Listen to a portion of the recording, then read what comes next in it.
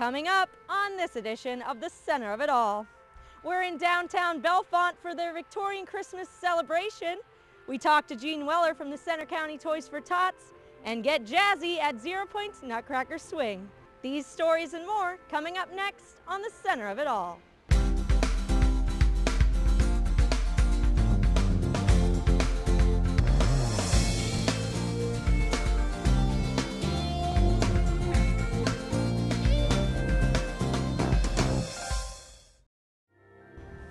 Hey guys, welcome to the Center of It All. I'm here at Victorian Christmas in downtown Bellefonte, and I'm joined by Romaine Naylor, co-chair of the event. Now Romaine, tell me what Bellefonte Victorian Christmas has to offer, and is there anything new this year? Yes, we have a very large arts and crafts show. We have the homes tour, we have breakfast with Santa, there are various teas that can be attended, there are the carriage rides, there are a lot of the usual events are going on as they do every year. Okay, and I see that the BBC committee wants to make the trip around Bellefonte a little bit easier. Tell me about the different forms of transportation being offered this weekend. Okay, well of course, as I already mentioned, we have the carriage rides going on. They don't really take you anywhere, it's just a ride around town. Then we also have 3 shuttle buses that are running from parking areas around town. One at the high school, one at the middle school, and then from in front of the courthouse. They'll drop you in front of the courthouse so that you can, be in the middle of everything. And, when you're finished, you get back on the shuttle bus and go back to your car. They also include the CPI Festival of Trees. The Center County United Way has their Festival of Trees out at CPI, and the shuttle buses also go out there. Lovely. And tell me about what this festival does for the local economy here in Bellefonte. Oh, it brings a lot of people from all over. I've spoken to people from Virginia, Ontario, New York. In addition to people that are local, it also brings people from quite a distance. Every year we have more and more out-of-town visitors coming, and that means more people that are staying in local hotels and bed and breakfasts, more people that are eating in restaurants, and taking advantage of the shopping opportunities in downtown Bellefonte, where you can find things that you can't find in a big box store. Oh, that sounds lovely. And personally, what is your favorite thing about Bellefonte Victorian Christmas? Oh, personally, my favorite thing is all the wonderful performances. We have the Bellefonte High School Ensemble here that is going to be playing in a few minutes. There's the community choir concert. There's a series of concerts going on at Trinity United Methodist Church. They are just, the performance opportunities are wonderful. You can listen to just about anything you want to hear. Everything from Celtic music to Christmas carols. Sounds great. Well, thank you for taking the time to talk to me, Romaine. Oh, thank you. And when we come back, we talk to Gene Weller from the Center County Toys for Tots, and of course have more from the 33rd Annual Bellefonte Victorian Christmas. Welcome back to the Center of It All. We're here at Bellefonte Victorian Christmas enjoying everything that this Christmas festival has to offer. But for those less fortunate children in our area, the Center County Toys for Tots is here to make their holidays bright. For 28 consecutive years, the Center County Toys for Tots has been providing Christmas presents for children in need in our area. Retired Marine veteran Gene Weller has been heading the area Toys for Tots since its humble beginnings. I felt the need to be engaged, but I live 4 hours away from where I was doing my reserve activity, and so that's what led me to trying to do something here in Center County. And when I went into the recruiting office as the only face of the Marine Corps to see if I could help with Toys for Tots, apparently prior to that, passively they would accept toys that were just simply dropped off to them, and then they went through the State College Food Bank for distribution. Went into the officer selection officer, told him who I was and I'd like to help with Toys for Tots. He immediately stood up and he said, "Sir, it's all yours." As an active reservist, Gene had the opportunity to start a county-wide campaign. It started out really from nothing, and those first years were somewhat difficult because first of all we had to establish trying to find some places to have drop-off points, and also the method of trying to identify children to be able to receive the toys. And those first years we used a children youth services, and that had evolved then to where the food pantries for the county actually had taken on the responsibility. But they gladly accepted this because, as I had been told, There are a lot of people that are too proud to seek out food and fuel assistance. They're less likely to let their children go without toys during the holidays. And so the food pantries have recognized this is an important way for them to help identify the families that need that support throughout the year. Along with toy donations, Toys for Tots also accepts monetary donations, which they use to buy toys at wholesale prices. The monetary donations that we receive allow us to buy toys, and we always are most short for children ages 0 to 2 and 10 and above. When you think about Toys for Tots, generally the 3 to 9-year-olds are what you're going to be finding the majority of things for. And so you have to be a little more creative for that younger and especially the older age groups. The toys, for us, it can be things like backpacks, curling irons, even jewelry boxes, watches. So there's a variety of things that would be beyond toys for those older age kids. Toys for Tots also puts on local events to gain some gifts. This year, partnering with Penn State basketball, for 2 games, anyone that brought an unwrapped toy received discount admission. Our local campaign is also one of just a few Toys for Tots organizations that wrap the gifts. We're a little unique. Of over 760 campaigns across the country, there are probably only a couple of dozen that actually wrap the toys. And we really think that because we are wrapping the toys, we get close to 1,000 people over a 3-4 day period. And they're going back and they're talking to their friends and neighbors about what they were part of. And when we talk about, hey, we're starting Toys for Tots again, it's not an unknown. People already have a good sense of what we're doing and what it's all about. And I believe that's a large part why we are as successful each year as we are. Each year, local campaign efforts ensure that over 3,000 less than fortunate Center County children enjoy the holidays. To volunteer or for more information on your local Toys for Tots, visit lamont-pa.toysfortots.org. Gene and his volunteers have done so much for the children in our area throughout the years. Now, one of the coolest parts to Bellefonte Victorian Christmas is their ever-popular Homes Tour. This year, they have 5 brilliant homes on display, this being one of them. The Miles Hunter House, currently housing the Center County Library and Historical Museum, is celebrating its 200th year anniversary and some new renovations. Most of the time when we've been doing Victorian Christmas, a lot of people will just be coming in, checking out the museum, seeing, that definitely has a Victorian feel to it. But this year, this is the 200th anniversary, so we've actually been doing a lot of renovations that hopefully a lot of people will definitely notice when they come in. People will be taking a tour of the house, and then a big thing that a lot of people come in is Jim Burns ornaments. Jim Burns creates ornaments each year to be sold at the museum, and this year he has made commemorative ornaments for the building's anniversary. And that definitely brings in a lot of people. He makes very, very nice ornaments. And then also we will be having a lot of music selections. Musical selections all weekend from Carol Farrow to the members of the Bellefonte High School Band and the State College Music Academy. They'll be playing from what's known as an 1889 Steinway piano. A lot of people like playing that and listening to that, just that old feel to it. So yeah, a lot of people like to come in and see those sort of items, get that Victorian feel. That Victorian feel is what the home tours are all about.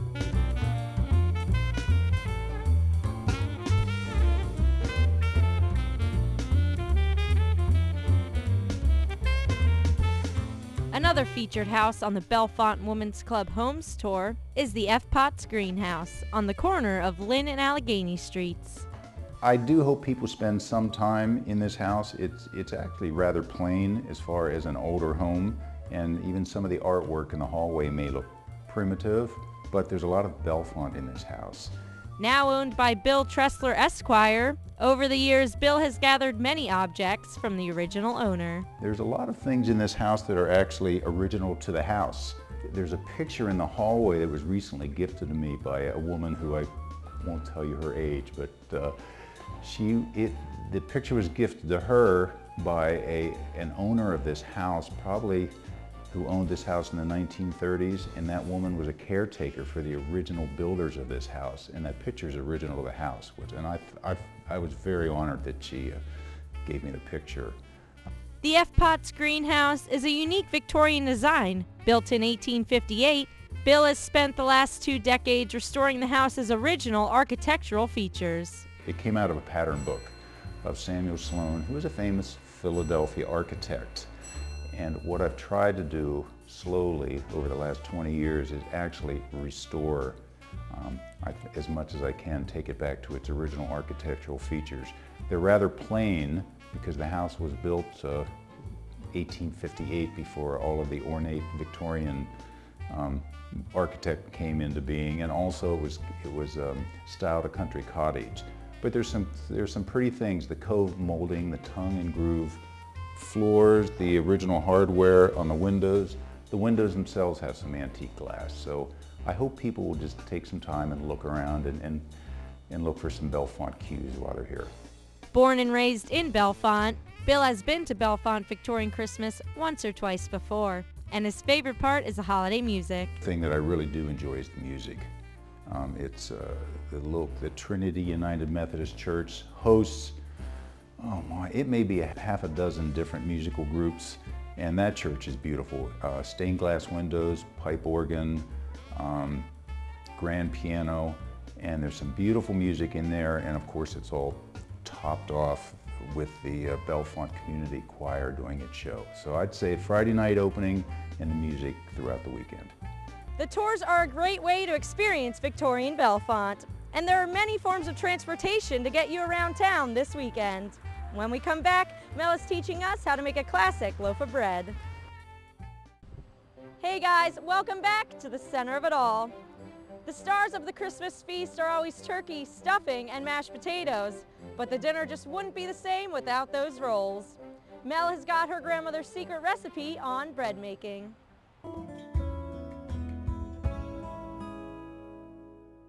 Remember the ethereal smell of your grandmother's kitchen when you arrived for one of her holiday feasts? It's all about the bread, baby. Grandmother baked her own. She didn't buy it. If you think you don't have the time to bake homemade bread, or you are too terrified to bake homemade bread, relax. Today, I'm going to show you 2 easy, stress-free recipes for bread machine brioche and one-rise pull-apart dinner rolls. Let's get started.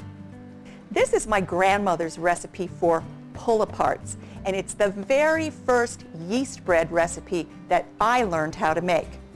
In a big bowl, I've got 3/4 cup of flour, 2 tablespoons of sugar, ½ teaspoon of salt, and 1 packet of yeast.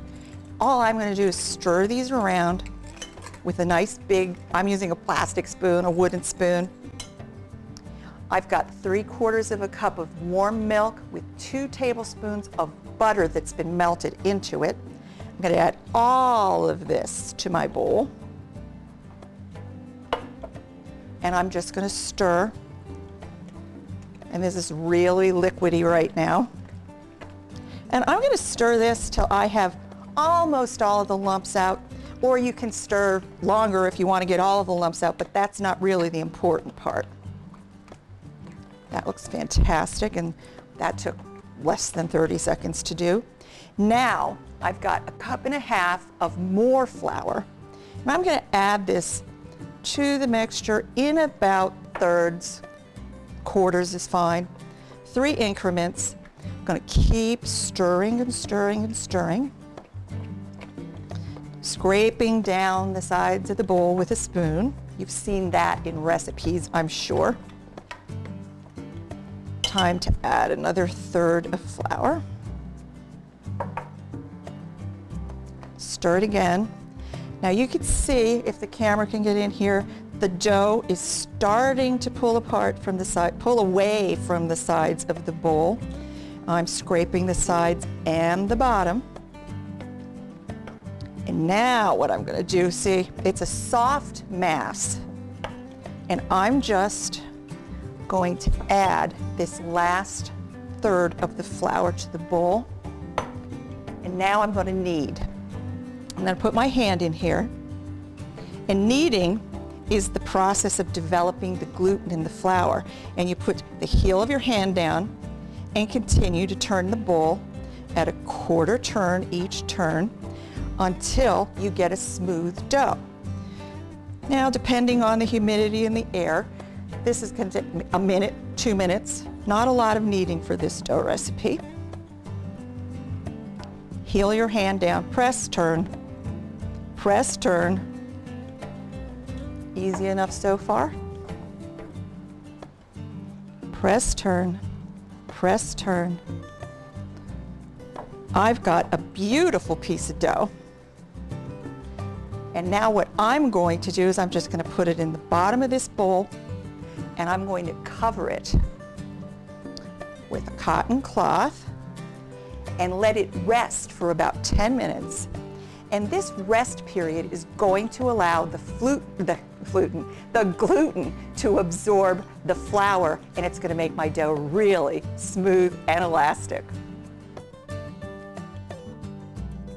My dough is rested, I've uncovered it, and all I'm going to do now is pull it off into 10 or 12 pieces and place it in a 9-inch baking pan that's been sprayed with some no-stick spray. I have a little bit of extra flour here in case anything starts sticking to my hands or to the bowl. What I'm going to do is pull off a piece of dough, simply roll it between the palms of my hands, form it into a ball, and place it in the pan. And I'm just going to do this till they're all gone.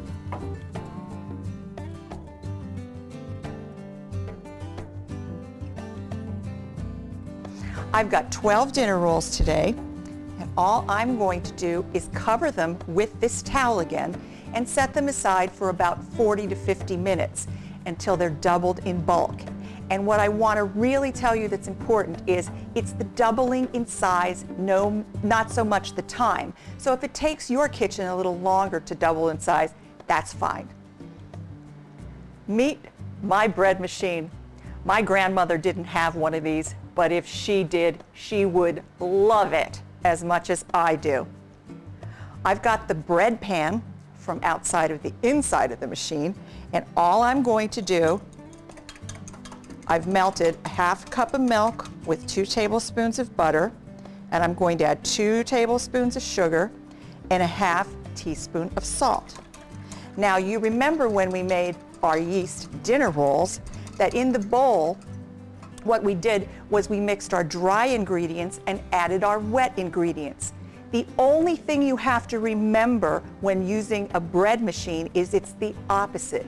You add your wet ingredients to the pan before you add your dry ingredients. So I'm just going to pour this mixture right into the bottom of my pan.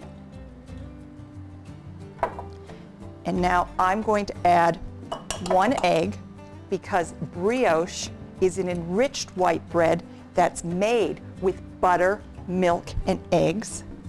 I'm going to lightly beat this.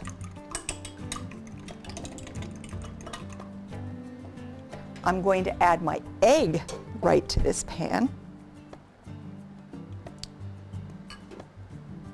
Now I've got 2 1/4 cups of flour.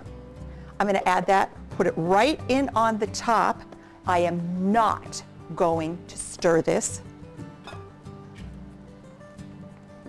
I have a packet of yeast, and what you do is you make a little well in the top of the flour with your fingertip. You add your yeast to the center, keeping it out of the liquid. I'm just going to put the pan, bread pan, in my bread machine, close the lid, push select and start, and let it do all the work. It's been about 40 minutes, and look at how beautiful these rolls look. I'm just going to pop these into a 350-degree oven for about 15 to 18 minutes, and then it's time to eat. See how easy bread baking can be? I'll admit, a bread machine is a bit of an investment, but it does have its advantages. 1, you're never going to have to buy another loaf of bread. Number 2, because it does all of the work for you, it frees up your hands and your oven to do something else. And last, they all have timers. You can put your ingredients in the bread pan the night before you go to bed and wake up to the smell of Grandma's home-baked bread. For these and all of my recipes, just go to my website. Sure, you could just pick up a bag of rolls at the grocery store and call it a day, but nothing beats that fresh smell of bread. Coming up, we experience the holiday tradition known as the Nutcracker Swing. Welcome back. Hope you're enjoying Victorian Christmas. And this time of year, you can find holiday shows and concerts almost anywhere. But for that big band sound, you gotta check out the Nutcracker Swing.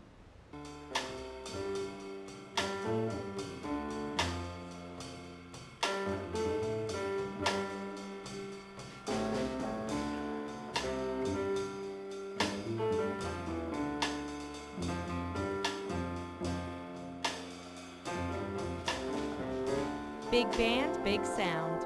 And for those holiday classics, nothing beats a 16-piece jazz ensemble.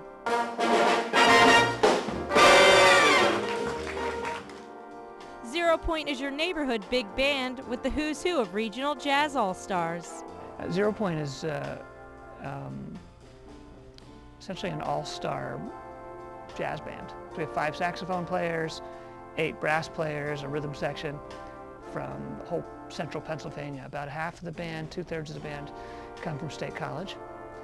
And the rest of the musicians come from different parts of the Susquehanna Valley. Probably one of the coolest holiday concerts this season is their Nutcracker Swing.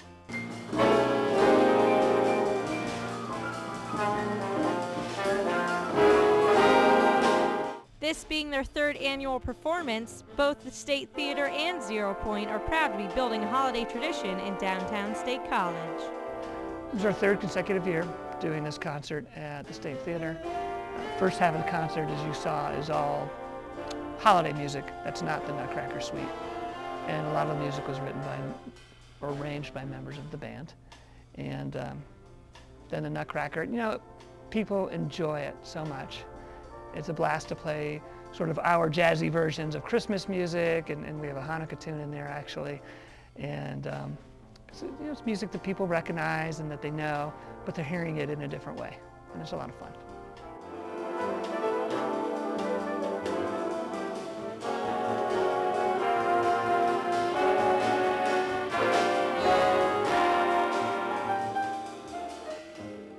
You can also check out Zero-Point at the American Ale House the first Tuesday of every month.